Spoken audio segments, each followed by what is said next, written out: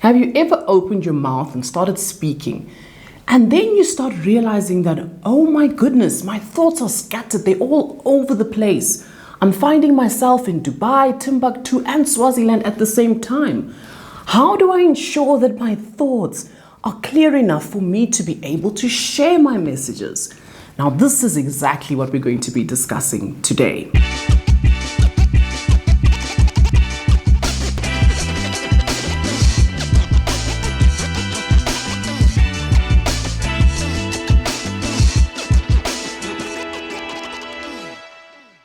This is an experience all of us face, and we should know this because research shows that we have about 60,000 thoughts in a day.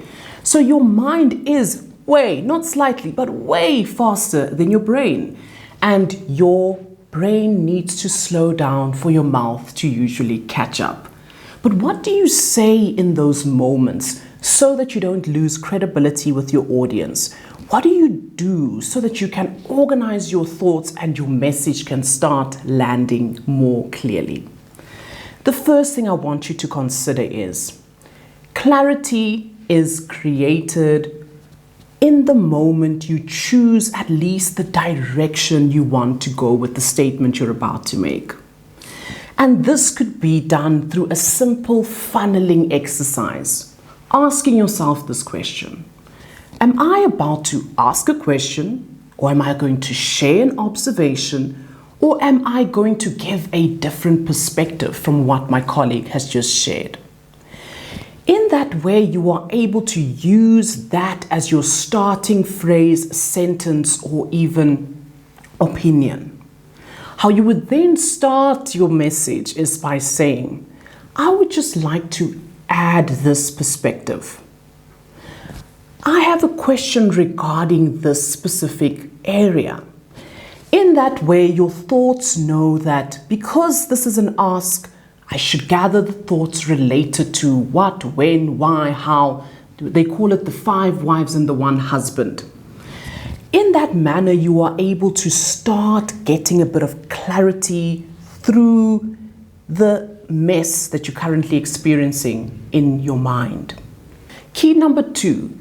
Start with the thinking out loud framework. And this framework is you simply informing the audience members that I am thinking at this moment while I'm speaking. And you do this by letting them in on the fact that this is something that I'm still thinking through as I'm speaking, but give me an opportunity by listening to me all the way through. And you would say, let me start with some of the core issues that come to mind.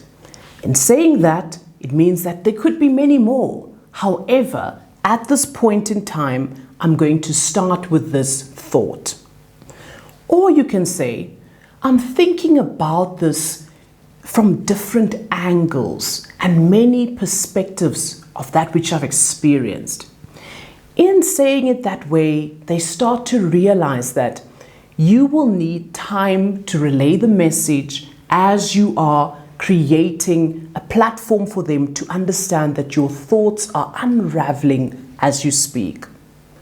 The one thing I want you to know about people that can speak confidently in the unprepared setting is not that they speak confidently because they know everything, but they trust enough the process of sharing what they know at the beginning and for it to reveal itself as it goes.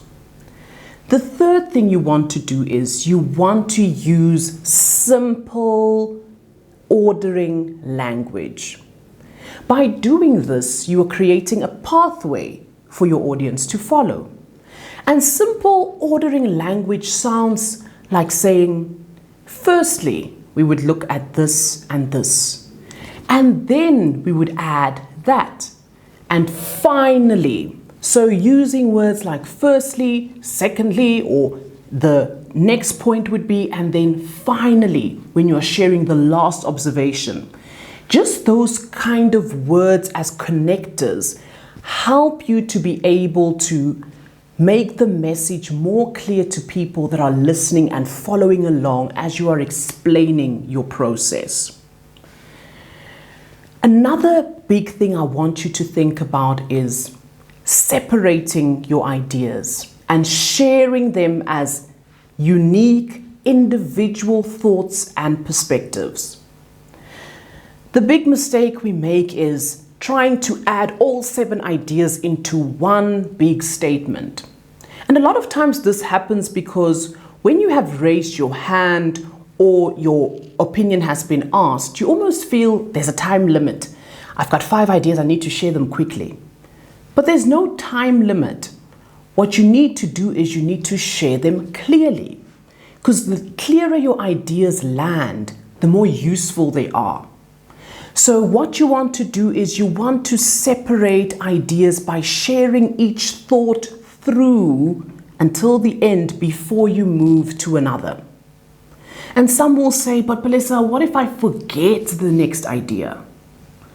Then you still go back to your thinking framework where you said, these are a few ideas. By mentioning that, you also remember that this was not just one idea. After I've shared this one, I can then start with the next one. And pausing in between, there's nothing wrong with that. It is you collecting the information so that it's clear for your audience. So don't be afraid of the pause that happens when you are recollecting your thoughts. Don't be afraid of forgetting the idea. As you're sharing this idea, the pause will then help you to remember the next. And then the final thing you want to do is you want to ensure that you say what you know and not everything. The reason we sometimes want to add a lot of things is because a little part of us feels insecure about what we've just shared and quite uncertain. So we think that if I can just add more points, people will believe me more. When in actual fact, it's more about you believing yourself more. With the less you share, the less uncertain you come across. And this was something that we all learned from school. When it was said for 20 marks, you'd write 700 pages, hoping you can get the 20 marks in somewhere. But that's not how it works with speaking. Because as you're speaking, people are formulating ideas of that which you're saying. And the more you say, the more you could misdirect them from the key point that you're trying to make. So try and keep it clear from all the unnecessary noise and details that you are sharing while you are speaking. The final and most amazing thing you can add after you've shared your ideas is adding a brief summary.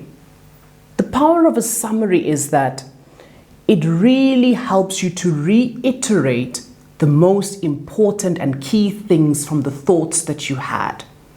So you came down having firstly this, then this, then this, then that, and finally this. But then you realize that the key thing you want people to remember is that it firstly is this part, and then they should observe this, and finally that. There is so much power in giving a summary because it also gives you reassurance of the fact that what you shared is complete, and it helps your audience to realize what were the points of emphasis and what's the most important thing for them to take home from the message that you've shared. So yep, can you overcome it? The messy thoughts, the spiraling ideas, the feeling like your mouth can't catch up with your brain? Of course you can. Like I shared with you today, the first thing you're going to do is just choose one funnel. Is this an opinion? Is it a question? Is it an observation? And start there. And then you invite your audience in and you let them know that I'm going to speak you through this as I'm thinking. So let me share a few core ideas. And then from there, you're going to use orderly language. You're going to say, firstly, this happens, then this happens, and finally that. Because by doing that, you're creating a flow that helps your audience and yourself to use. And then the big one, you're going to share one idea at a time. And you're going to pause in between ideas as you collect your thoughts, because it's better for one idea to have landed clearly than for 7 ideas to become useless.